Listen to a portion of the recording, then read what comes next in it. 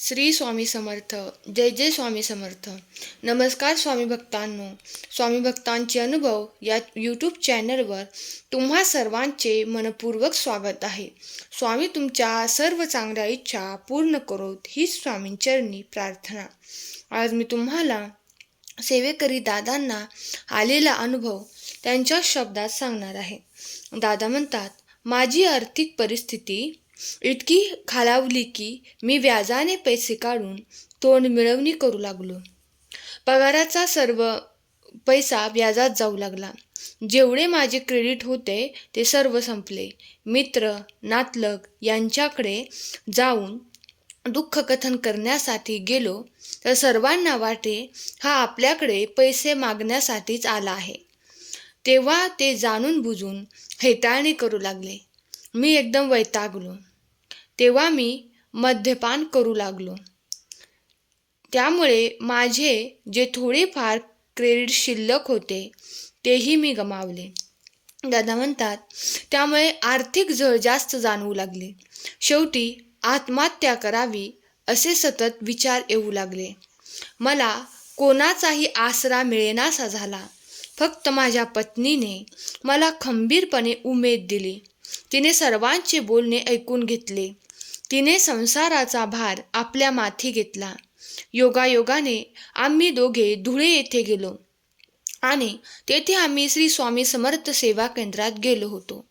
आम्ही तेव्हा श्री स्वामी समर्थांचे दर्शन घेऊन घरी आलो व नित्य नियमाने सेवा सुरू केली. दादा म्हणतात, मी माझे स्वतःचे परीक्षण केले. वाईट मार्गात माणूस त्वरित जातो, परंतु त्यातून निघण्यास त्याला विलंब लागतो. मी निश्चय केला की मला मद्यपानातून बाहेर निघायचे आहे.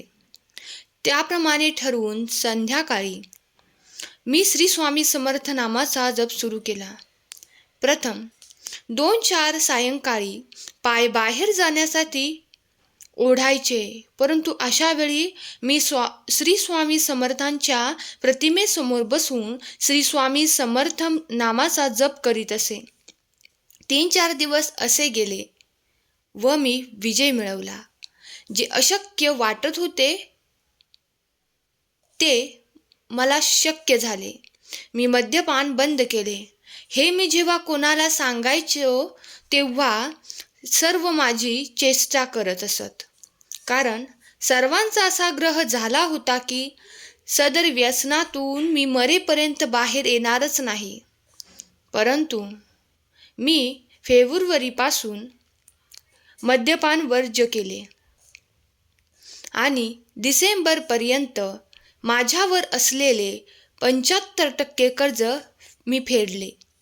आमच्या घरात सुबत्ता नांदू लागली. पूर्वी जे काही वस्तू मी गहाण टाकले होते ते सर्व परत आणले. आमच्या घरात लक्ष्मी नांदू लागली. ज्यांना भेटण्यासाठी मी त्यांच्या घरी 10 वेळेस चक्रा मारून देखील भेटत नव्हते ते माझ्या घरी येऊ लागले. मी श्री स्वामी समर्थ महाराजांच्या आशीर्वादाने आमचा संसार बहरलेला आनंदलेला वातावरणात पाहू लागलो.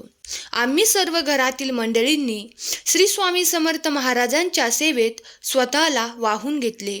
पूर्वीपेक्षा जास्त वेळ श्री स्वामी समर्थांच्या सेवेत आम्ही घालवू लागलो. आज तर आम्ही श्री स्वामी समर्थमय झालो आहोत. एक वाया गेलेला संसार श्री स्वामी समर्थांच्या कृपेने बहरला. यापूर्वी नव्हते इतके वैभव आमच्या घरात आले. आम्ही धन्य झालो. श्री स्वामी समर्थांची अशीच कृपा राहावी हीच इच्छा बाळगतो. अल्पकाळात सर्वस्व देणारे श्री स्वामी समर्थ महाराज हेच यांत्रिक धावपळीच्या जीवनात समर्थ आहेत. श्री स्वामी समर्थ. धन्यवाद. स्वामी भक्तांनो, आजचा हा स्वामी सेवेकरी दादांचा अनुभव तुम्हाला कसा वाटला हे कमेंट करून नक्की सांगा आणि श्री स्वामी समर्थ लिहायला विसरू नका. धन्यवाद.